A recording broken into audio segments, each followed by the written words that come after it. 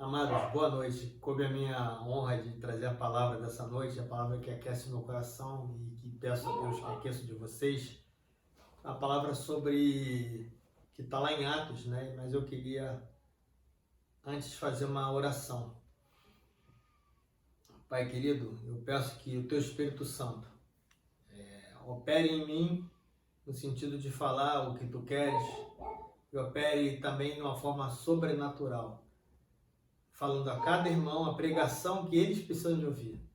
Ou seja, eu peço que o Espírito Santo fale a cada um segundo a própria necessidade, segundo a própria carência, segundo a própria dor, segundo a própria ansiedade que esses tempos nos requerem, nos pedem, Senhor. Pai amado, em nome de Jesus, eu peço que o Espírito Santo, portanto, seja o dono dessa pregação e o dono das pessoas que ouvem. Convence a gente do pecado, da justiça, do juízo, convence a gente da necessidade de andar contigo. Eu peço isso em nome de Jesus. Amém. Bom, para falar sobre o texto de hoje, mas eu queria falar primeiro de 3 conceitos para entender o pano de fundo do contexto, né, do texto que a gente vai ler. Primeiro conceito é o número 40. Né? 40 ela aparece na Bíblia cerca de 133 vezes. E os significados são uma geração, ciclo, purificação, renovação, transição, amadurecimento. Está sempre vinculado a essas ideias. O número 40 aparece tanto no Antigo Testamento como no Novo Testamento em diversas formas, mas sempre querendo mostrar isso, que é um tempo necessário de preparação para que aconteça um evento, um acontecimento. 40 dias e 40 anos aparece toda hora. Né? Por exemplo, 40 dias, Moisés recebeu lá no monte a lei. O dilúvio foram 40 dias e 40 noites de chuva. Né? O povo andou 40 anos no deserto. Jesus passou 40 dias jejuando antes de começar o ministério. Jesus passou 40 dias depois de ressurreto para até o momento da ascensão, onde ele volta para o Pai. Então, portanto, o 40 ele tem a ver com prazo, com ciclo, com era, né? E lembra de um número também da Bíblia, que é 400 anos que tem no Egito, né? Do povo no Egito, que é um momento de livramento, de escravidão. Então, 400 é 40 vezes 10, ou seja, 10 ciclos de 40. Ou seja, em termos bíblicos, ele tem um significado de um tempo de espera, um tempo de passagem. O segundo conceito que eu queria falar é o chamado silêncio bíblico. Silêncio bíblico você não está escrito em lugar nenhum, tá? É justamente a falta de estar escrito que se chama silêncio, né? Se você pegar sua Bíblia aí no Velho Testamento, a última página lá tem um cidadão chamado Malaquias. Malaquias, ele viveu antes de Jesus e foi o último profeta que manifestou a palavra de Deus, pelo menos de forma escrita, registrada, e dali para frente, nunca mais o povo viu um profeta, um líder, alguém que tivesse a palavra inspirada e registrada, né? Lógico que houveram eventos, a história continuou, o povo continuou, houveram várias, mas os eruditos, os estudiosos da Bíblia não encontram nenhum texto que seja inspirado por Deus durante esses 400 anos, que é um período de silêncio bíblico, ou seja, um silêncio de Deus. Não há registro histórico de Deus falando. Mas não foi um período de silêncio e que não aconteceu nada. Não foi um período assim de, tudo bem, vacas gordas, vida que segue, 400 anos de beleza. Não. O povo de Deus durante esse período passou poucas e boas. Eles passaram pelo domínio da Pérsia, desde a época de Neemias, e aí apareceu Alexandre o Grande, e aí impôs o domínio grego. Né? Alexandre o Grande ele ficou 10 anos, né, no poder mais ou menos, dominando Israel. Aí ele faleceu novo, com 33 anos, e ele morreu, mas o império dele, então, ele dividiu em 4, né? E aí tinha o reino grego da Macedônia, né, da Grécia, tinha o reino grego da Turquia, digamos assim, o reino grego do Irã, Iraque, Síria, e tinha o reino grego de Ptolomeu, que todos esses eram generais que se dividiram e formaram reinos, e Ptolomeu era o rei do Egito, né? Foi constituído o rei do Egito. Era um reinado, era uma dinastia grega dominando o Egito, né? Então, ou seja, além dos gregos, os egípcios o dominaram. Logo depois deles, o povo que vivia na Síria, né, eram já helenistas, né, já eram gregos, né? Eles tomaram a Israel, né? E chegou um ponto de um cidadão lá, um rei chamado Antíoco Epifânio, ele queria submeter agora o povo de Deus à cultura grega de uma forma que queria proibir o templo, ele queria ironizar no templo, então ele tirou os sacerdotes, ele construiu um altar a Zeus no templo de Jerusalém, o lugar mais sagrado para os judeus. Para você ter uma ideia, ele sacrificou porcos no altar para ofender e para mostrar que a divindade que agora mandava ali era outra e não Deus de Israel. E aquilo, além disso, ele vendia os judeus como escravos, ou seja, ele causou um caos em Jerusalém. E essa opressão foi tão grande que houve uma revolta chamada Revolta dos Macabeus, que durou cerca de 100 anos, né? E o povo se revoltou tanto que expulsou os sírios e conseguiu viver um período de uma certa prosperidade, uma certa calma, só que não durou muito tempo. E aí não foi uma coisa, foi um período de 100 anos, e logo depois veio o Império Romano, que tomou lá Jerusalém, estabeleceu, né, Herodes, né? Herodes, algumas coisas da Bíblia falam sobre ele, outros são livros que os próprios historiadores contam, né? Dizem que ele era um cara cruel, né? O principal suspeito de ter matado a esposa, os 3 filhos dele terem sido matados por ele por conta de poder, né? E embora ele tivesse feito algumas coisas para ser conhecido, né? Ele renovou o templo, fez várias obras para ficar um cara famoso lá, ele tinha um caráter esquisito, né? E ele era o rei, né, que reinava quando Jesus nasceu. Bom, a terceira palavra que eu queria falar é sobre Pentecostes, né? Pentecostes é uma data na cultura judaica, né? É uma festa estabelecida por Deus. Vou ler em Deuteronômio 16:16. 3 vezes no ano, todo varão entre ti aparecerá perante o Senhor, teu Deus, no lugar que eu escolher, na festa dos pães asmos, na festa das semanas e na festa dos tabernáculos. Porém, não aparecerá vazio perante o Senhor. Ou seja, era uma festa que as pessoas tinham que ir no templo e tinham que levar ofertas. Eram 3 festas de celebração. A festa dos pães asmos era da Páscoa, a festa das semanas, que é o Pentecostes, e a festa dos tabernáculos.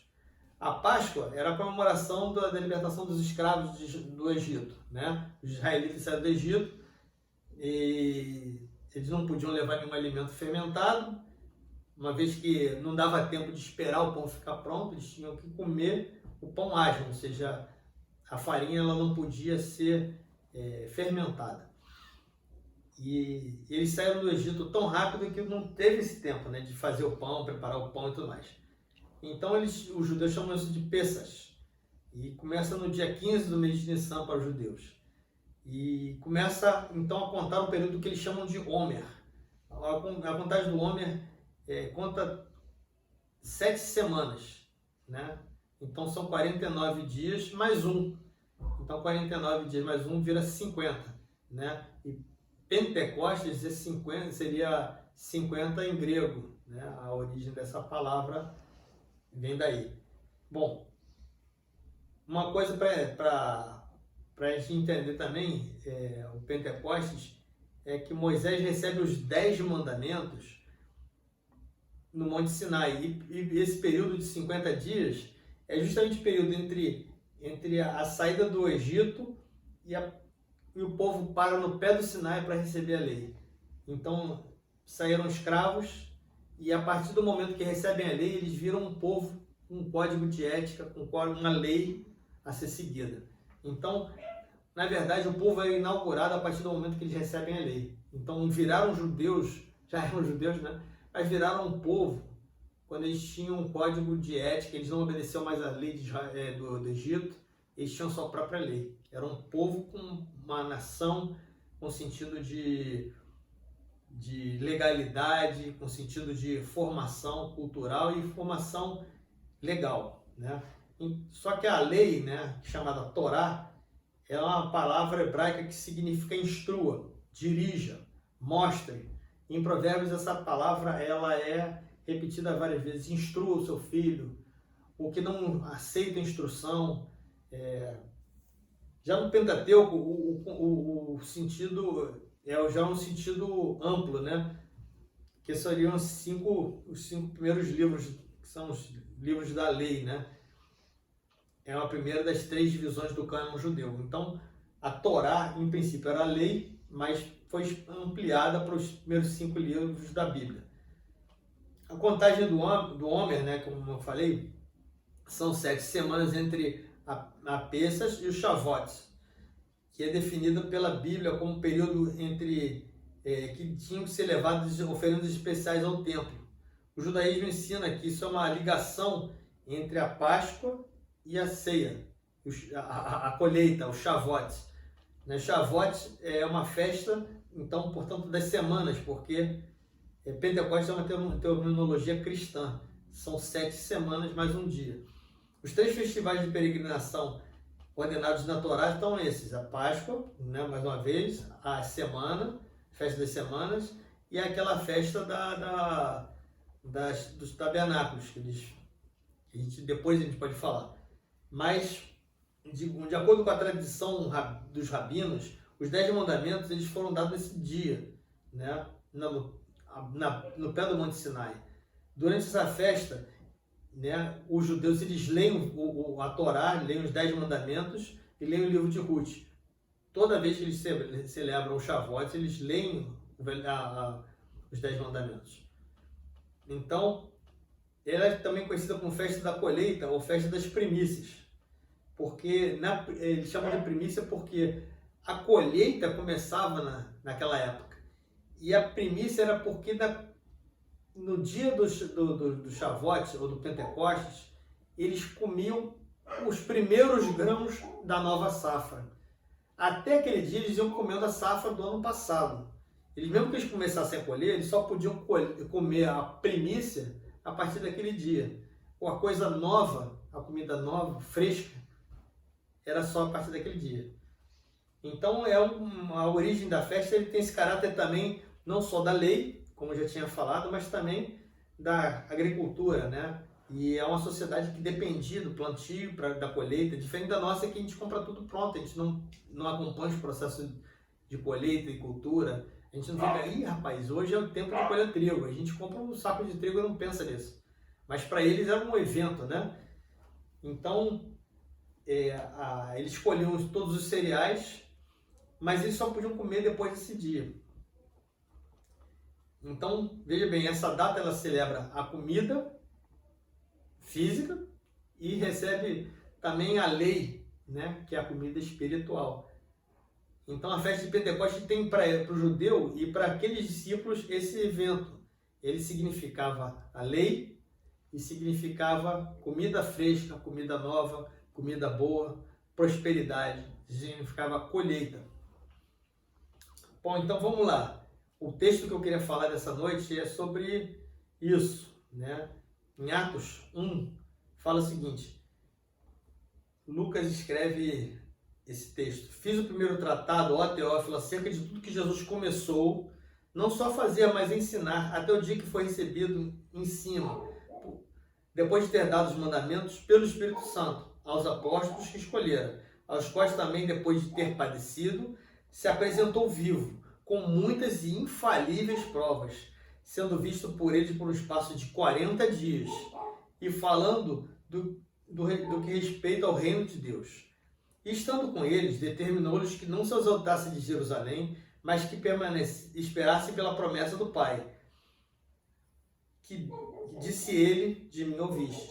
Porque, na verdade, João batizou com água, mas vós sereis batizados com o Espírito Santo. Não muito depois desses dias. Aqueles, pois, que haviam se reunido perguntaram-lhe, Senhor, instaurarás, pois, nesse dia o reino de Israel? E disse-lhes, não vos pertence saber o que tempos e estações o Pai estabeleceu no seu próprio poder. Mas vocês receberão a virtude do Espírito Santo, que há de vir sobre vós. E ser-me-eis testemunhas, tanto em Jerusalém como em toda a Judéia, Samaria, até os confins da terra. O segundo texto segue esse, em Atos 2. Cumprindo-se o dia de Pentecostes, estavam todos reunidos no mesmo lugar. E de repente veio do céu um som como um vento veemente e impetuoso, enchendo toda a casa que estavam assentados. E foram vistas por eles línguas repartidas como de fogo, os quais pousaram sobre cada um deles. E todos foram cheios do Espírito Santo e começaram a falar em outras línguas, conforme o Espírito Santo lhes concedia que falassem. E em Jerusalém estavam habitando judeus, varões religiosos de todas as nações que estão debaixo dos céus. E correndo aquela voz, juntou-se uma multidão que estava confusa, cada um ouvia falar na sua própria língua. Perguntaram eles, versículo 8, como, pois, ouvimos, cada um na própria língua, se somos, em que somos nascidos? Partos, medos, elamitas, os que habitam na Mesopotâmia, Judéia, Capadócia, Ponto, Ásia, Frígia, Panfilha, Egito, Líbia, Cirene, forasteiros romanos, tanto judeus como prosélitos, cretenses, árabes, todos temos ouvidos em nossas próprias línguas falar das grandezas de Deus. E todos maravilhados estavam surpresos, dizendo uns aos outros, o que isso quer dizer? Outros zombavam, dizendo, estão cheios de mosto. Pedro, porém, pondo-se de pé com os 11, levantou a voz e lhe disse, varões judeus, todos que habitais em Jerusalém, seja-vos notório e escutai as minhas palavras. Esses homens que não estão embriagados como vocês pensam, sendo esta a terceira hora do dia. Mas isto é que foi dito pelo profeta Joel. E nos últimos dias acontecerá, diz Deus, que o meu espírito derramarei sobre toda a carne, e os vossos filhos e vossas filhas profetizarão. Os vossos jovens terão visões, e vossos velhos sonharão sonhos. Também o meu espírito derramarei sobre os meus servos e as minhas servas naqueles dias, e profetizarão, e farei aparecer prodígios em cima dos céus e sinais debaixo da terra, sangue, fogo, vapor e fumaça. O sol se converterá e trevas em trevas, e a lua em sangue, antes de chegar o grande e glorioso dia do Senhor. E acontecerá que todo aquele que invocar o nome do Senhor Jesus será salvo. Depois de 400 anos de silêncio, desde Malaquias, desde aquela última página do Velho Testamento, tem uma folhinha em branco.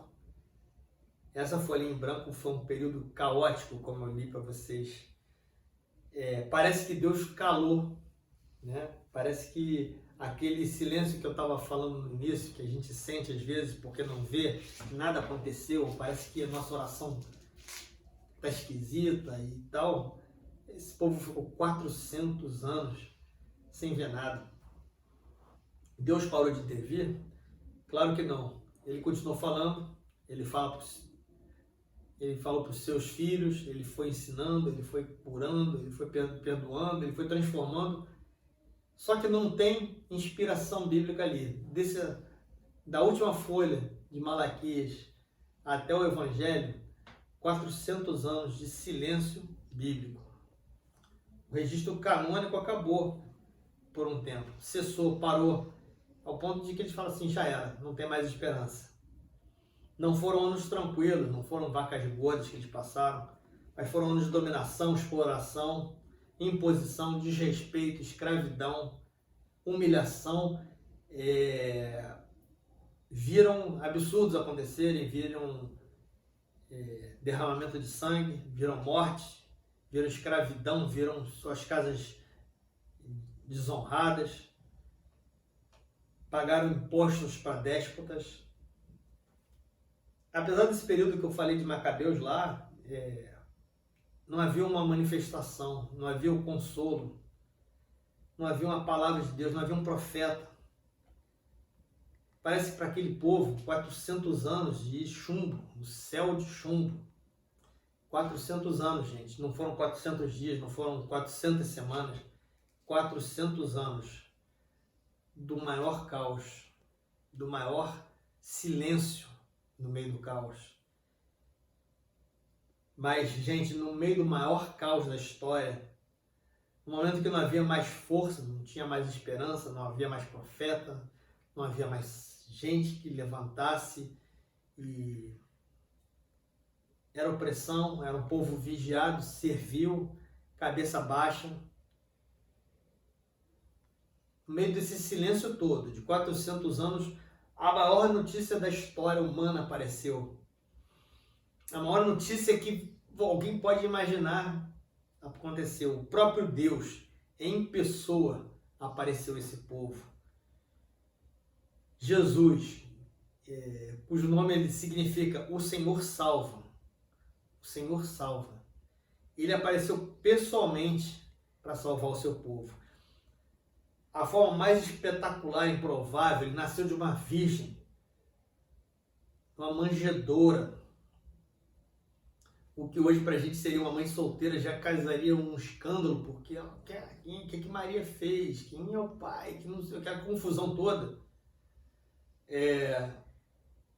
Imagina há 2000 anos atrás, que situação, que coisa caótica alguém falar de um Deus que vem através de uma mãe solteira, de uma virgem.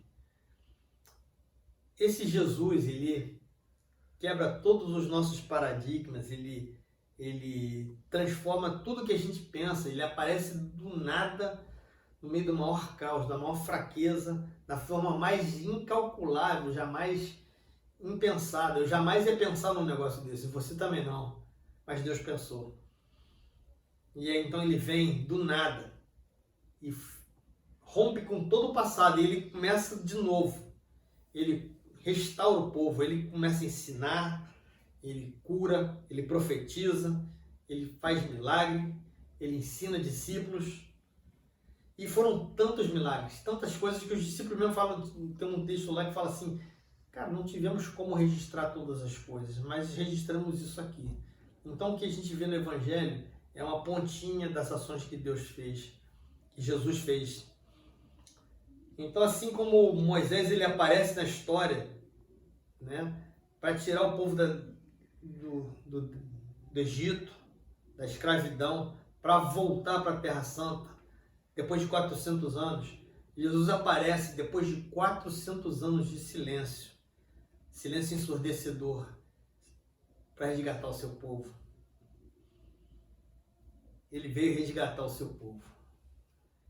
Jesus, no meio do silêncio, ele veio resgatar o seu povo. Ele não agradou a todos, porque os judeus naquela época eles esperavam um Messias poderoso, guerreiro, e sacudisse os romanos, sacudisse os gregos, sacudisse os egípcios, sacudisse os sírios, e fosse para cima, implantasse um império muito maior do que o romano. Eles queriam vingança, eles queriam um Messias desse nível, um líder político, militar. E alguns dos discípulos, eles esperavam tanto isso, que quando eles viram que não ia ser isso, um deles até vende ele por 30 moedas de prata. Assim, cara, esse cara jamais vai ser o líder que eu quero. Judas, ele não sabia qual era o plano de Deus. Ele não sabia com quem ele estava lidando. Ele andou com Jesus, mas não entendeu Jesus. Ele não percebeu quem era Jesus. Ele não entendeu que estava diante do Cordeiro da Páscoa. O cara que traria a libertação definitiva que a Páscoa celebrava. Jesus celebra em si a libertação da Páscoa. E ele é a Páscoa, né, que vem a ser a libertação, não só do judeu, mas de nós que estamos assistindo esse culto essa noite. Jesus ressuscitou.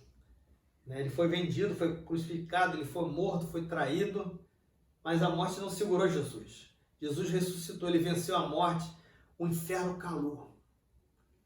Nosso plano foi por água abaixo. Já era. O Cordeiro está vivo.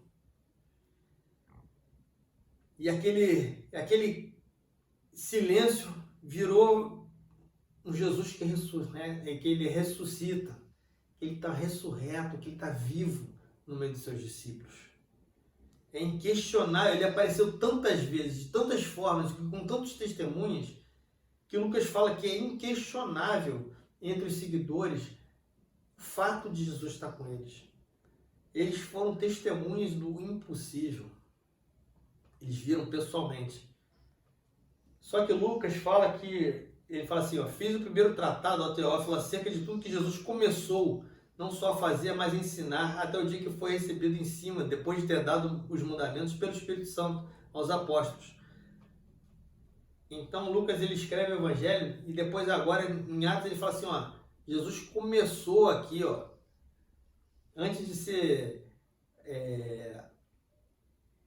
assunto aos céus, ele começou uma outra coisa. A morte não parou ele. A ressurreição não parou ele. A assunção aos céus não parou Jesus. Ele começou uma outra coisa. Por isso que precisava de 40 dias, né? Os judeus entendiam isso. 40 dias. Eles precisavam foi um período que Deus passou para mostrar para eles, ó, eu estou aqui. O mais impossível, um homem ressuscitar. Um homem ressuscitar. Eles viram pessoalmente, eles encostaram em Jesus, conversaram, comeram com ele, 40 dias. Mas isso aí não parou ali, não parou na ressurreição, não parou naqueles 40 dias, né? Ele subiu aos céus e ele começou uma obra diferente. Hebreus 1, versículo 1 a 13. Havendo Deus antigamente falado muitas vezes, de muitas maneiras, aos nossos pais pelos profetas, a nós falou-nos nesses últimos dias pelo Filho, a quem constituiu o herdeiro de tudo, por quem também fez o mundo, o qual, sendo o resplendor da sua glória e a expressa imagem de sua pessoa, e sustentando todas as coisas pela palavra do seu poder, havendo feito por si mesmo a purificação dos nossos pecados, assentou-se à destra da majestade nas alturas. Os discípulos experimentaram isso. Em Hebreus foi registrado que antigamente Deus falava pelos profetas, mas ultimamente é o próprio Filho que fala. Nesses últimos dias, pelo Filho, a coisa foi entendida. Ele que é o herdeiro de tudo. Ele que fez o mundo inteiro. Ele é manifestação em pessoa da glória de Deus. E a palavra dele tem todo o poder, majestade nas alturas. Ele se senta na destra do Pai. Então, mais uma vez, os discípulos ficaram, já era, não entendi nada. Porque o que eles deviam estar pensando? Cara, Jesus em pessoa está aqui do meu lado. Então agora eles vão ver. Eu falava que era o Messias e ninguém acreditava. Agora ele ressuscitou. Imagina o que vai acontecer. Eu quero ver a cara de Pilatos. Eu quero ver a cara do Caifás. Eu quero ver o queixo deles caindo. Eu quero ver aqueles fariseus tudo bobo de ver, porque ele ressuscitou. Mas aí Jesus fala assim, cara, não é esse o plano não. Esperem meu sinal. Fiquem juntos. Fiquem juntos. Esperem meu sinal. E aí Jesus vai embora. Aí ele assim, cara, o Messias foi embora de novo. E o reino dele? Como é que vai ter como é que a gente vai implantar o reino dele se o Messias foi embora? O reino dele, a gente pensava que ele ia botar um reino aqui. Aí eles ficaram olhando para cima. Aí os anjos apareceram e falaram assim, vocês estão olhando para cima por quê? Obedeçam. O que ele falou? Fiquem juntos. Esperem o sinal. Então, eles se reúnem, como foi mandado por Jesus, e depois de alguns dias, aconteceu a festa da colheita. A festa das primícias, né? A festa das semanas. O Pentecostes. E o sinal veio. O sinal veio de verdade. E que sinal é esse? Mas vindo a plenitude do tempo, Deus enviou seu Filho, nascido de mulher, nascido sob a lei, para remir todos os que estavam debaixo da lei, a fim de que recebemos a adoção de filhos. E porque sois filhos, Deus enviou aos nossos corações o Espírito do seu Filho, que clama, Abba, Pai. Assim já não és mais servo, mas filho, e se é filho, também herdeiro de Deus por Cristo. Gálatas 4, versículo 4 a 7. Então Jesus veio para remir os pecadores, torná-los filhos adotivos. O Pentecostes é isso, a festa da colheita começou agora. Agora já não colhem mais trigo, mas pecadores. Está sendo, a partir desse momento, Deus começa a remir os filhos dele e adotar como filhos. E mais bonito que isso, que essa festa ela começa, mas não tem fim. A Bíblia não fala que essa remissão parou em algum momento, ela começou naquele dia, ela começou naquele Pentecostes. Ela não para na remissão daqueles discípulos, mas ela se estende.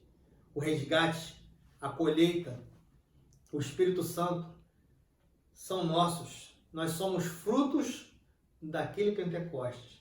E aquele Pentecostes foi um início. A festa de Pentecostes, que era um dia no ano, agora é uma eterna festa. Por isso que o Velho Testamento, Deus fala assim, vocês têm que celebrar essa festa, porque é uma festa no céu, a remissão do meu pecado, a remissão do seu pecado. O Pentecostes é uma festa, a festa da colheita, e já não colhem mais grãos, colhem almas, colhem filhos para adoção. Eu fui adotado, você foi adotado. E se não foi, é só o Espírito Santo que é capaz de transformar o que eu estou falando em uma vontade insuperável de ser adotado por Deus, de reconhecer que é um filho que precisa de um pai. O Pentecostes agora, então, foi inaugurado naquele dia, não é um dia do passado, né? Eu falo isso porque no calendário nosso, dia 23 de maio agora, 23 de maio, foi o dia do Pentecostes. A gente não celebra um dia, a gente celebra a festa, a gente celebra que a colheita começou, a gente celebra que fomos alvo dessa colheita, fomos remidos, resgatados pelo Espírito Santo maravilhoso. Então,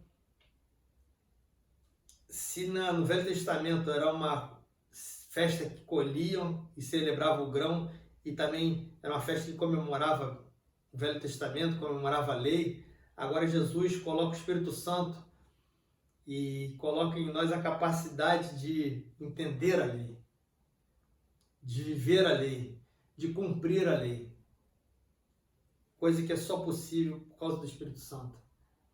Antes o povo tinha sustento físico. Hoje Deus nos dá não só o sustento físico, mas o sustento da nossa alma. É Ele quem sustenta a nossa alma. Deus colhe a nossa alma e fala assim, esse agora é meu filho, essa é minha filha. E nós fomos remidos, resgatados por causa disso. Então eu falo disso porque é para a gente entender que isso não foi uma coincidência. Os discípulos eram judeus e eles sabiam justamente o significado da festa das primícias. Tudo que eles viveram nas festas anteriores era uma maquete, era um rascunho, era um símbolo, é uma versão inicial, era um treinamento para as primícias de verdade, para a colheita de verdade. Atos 1:8, recebereis a virtude do Espírito Santo que há de vir sobre vós, e ser-me-eis testemunhas, tanto em Jerusalém, como em Judéia, Samaria e até os confins da terra. Atos 2:6 e em diante. Correndo aquela voz, juntou-se uma multidão confusa, porque cada um ouvia falar na sua própria língua, e todos estavam pasmos e maravilhavam, dizendo uns aos outros, o que é isso? Nós galileus todos, esses homens, não são galileus todos esses homens que estão falando? Como, pois, ouvimos cada um na nossa própria língua, que somos nascidos? Partos, medos, elamitas, os que habitam na Mesopotâmia, Judéia, Capadócia, Ponto, Ásia, Frígia, Egito, Panfilha, Líbia, Cirene, forasteiros romanos, tanto judeus como prosélitos, cretenses, árabes, todos temos ouvido em nossas próprias línguas falar das grandezas de Deus. A primeira obra do Espírito Santo foi fazer aquele povo silenciado por 400 anos falar. E falou para os povos que tinham sido opressores do passado, né? A primeira coisa foi falar para cretense, para egípcio, para romano, da grandeza de Deus, para pregar boas novas. Os mesmos que tinham calado no passado, que tinham amordaçado, tinham zombado, por gerações e gerações, são os primeiros a ouvir o Evangelho. Esse é o poder que move a igreja. É o poder que capacita a igreja, é o Espírito Santo. Note que Jesus, ele coloca esse mesmo poder em você, em mim, para que a gente seja testemunha. O Espírito Santo não aparece para nada, senão para uma obra, para que capacite a gente a ser testemunha, né? As primeiras manifestações do Espírito Santo fizeram com que eles pregassem o Evangelho, não foi para manifestação de poder pelo poder. O poder que a gente recebe de Deus faz a gente testemunhar do sobrenatural.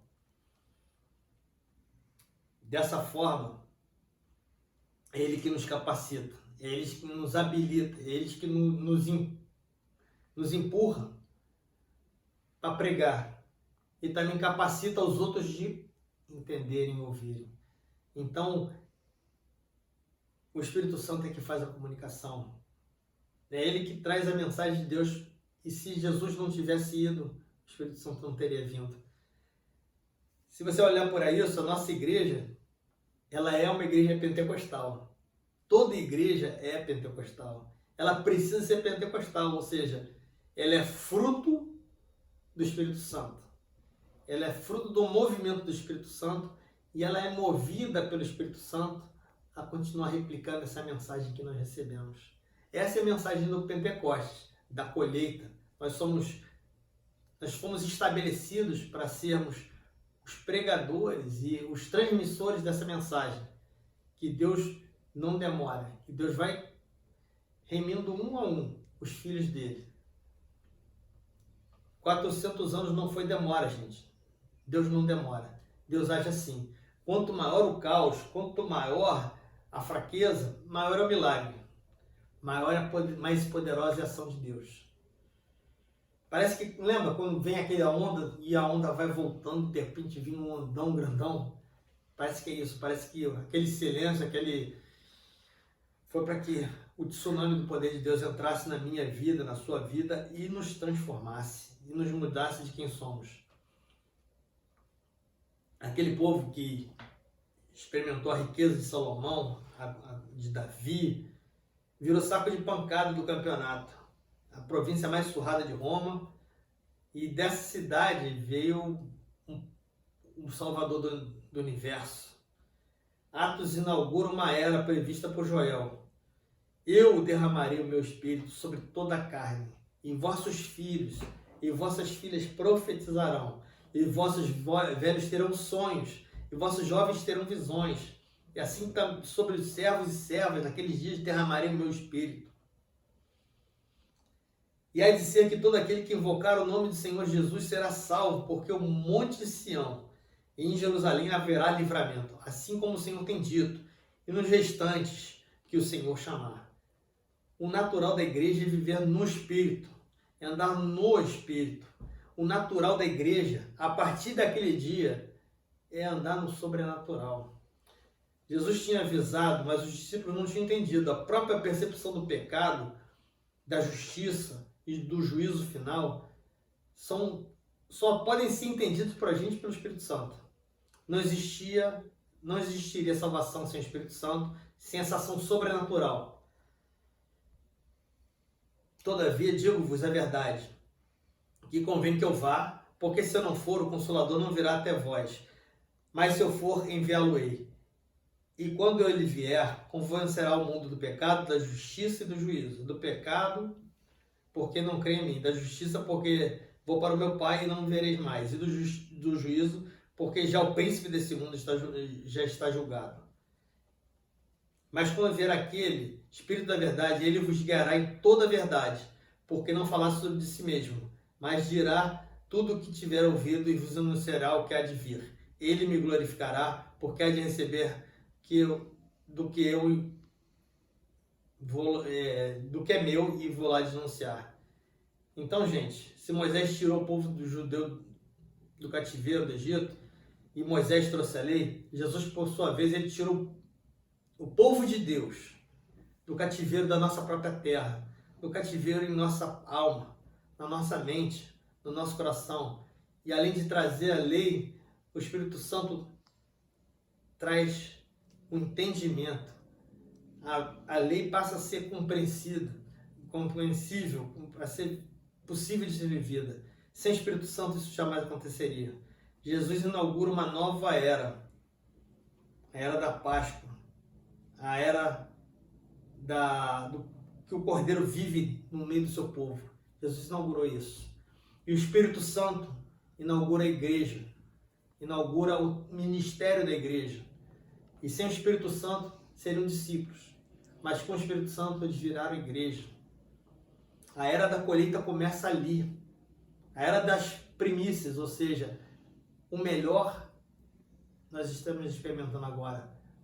As coisas novas vêm de Deus. Eu quero vivenciar essa adoção por Deus. Eu quero experimentar esse poder. Eu quero ser testemunha. Você quer?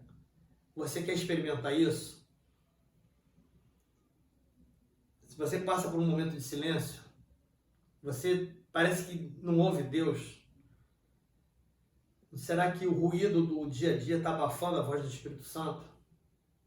O que está acontecendo para que o Espírito Santo a gente não veja ele acontecendo na nossa vida? São coisas que vêm no nosso coração agora. E eu queria orar por quem quer experimentar essa adoção, quem quer ser testemunha, quem quer transbordar do Espírito Santo. Vamos orar, gente? Pai amado, vemos que o Senhor inaugura uma época de primícias, de coisa nova, de coisa boa, coisa saborosa, e só o Espírito Santo pode fazer isso. Queremos aprender a discernir a sua voz, porque na verdade cremos que o Senhor fala todo dia e a toda hora, mas é que o ruído da nossa agitação, do nosso dia a dia, parece que rouba um pouco da nossa sensibilidade. Então, Pai amado, eu peço que o Espírito Santo encontre lugar no meu coração, no lugar do coração dos meus irmãos, das minhas irmãs, para que transforme, para que essa festa que foi inaugurada há 2000 anos atrás, a festa em que o Espírito Santo fala e o povo ouve, ela seja realidade. Nós não podemos viver sem essa realidade, nós não conseguimos viver sem Jesus, nós não conseguimos viver sem estar conectado com o Espírito Santo. Então, mais uma vez eu te peço, Jesus, que convença a gente do pecado, da justiça, do juízo, da tua santidade, da nossa total falência em alcançar salvação, em alcançar alguma coisa boa, se não for pela obra do Espírito Santo. Pai amado, eu peço também que a gente como igreja, ela seja esse continuar, a gente seja essa celebração da tua vitória, da sua beleza, da sua riqueza, da sua novidade, para tantos quantos forem necessários, para tantos os nossos vizinhos puderem ouvir do Evangelho, do poder de Deus, cada um na sua própria língua, cada um na sua própria individualidade, cada um na sua própria capacidade, a gente seja transmissor desse Evangelho que transformou nossos corações, as nossas mentes. Nós queremos viver essa história, nós queremos viver no melhor da história, queremos viver essas primícias, essas coisas novas, queremos estar habilitados pelo Teu Espírito Santo para transmitir a Tua verdade, para viver a Sua verdade. Nós te agradecemos por esse poder, nós te agradecemos por essa investidura da Tua parte, dessa capacitação sobrenatural. Nós queremos aprender a andar no sobrenatural. Eu peço que Tu fales aos nossos corações e mais ainda que o Senhor distraiva os nossos ouvidos para que a gente continue esse ministério, a gente continue a ouvir e a falar de Ti, a gente continue a transmitir essa festa do resgate, da salvação, em nome de Jesus. Nós te agradecemos por tudo, certos de que aquele que começou a boa obra vai terminar, em nome de Jesus. Amém. Amém, gente. Obrigado.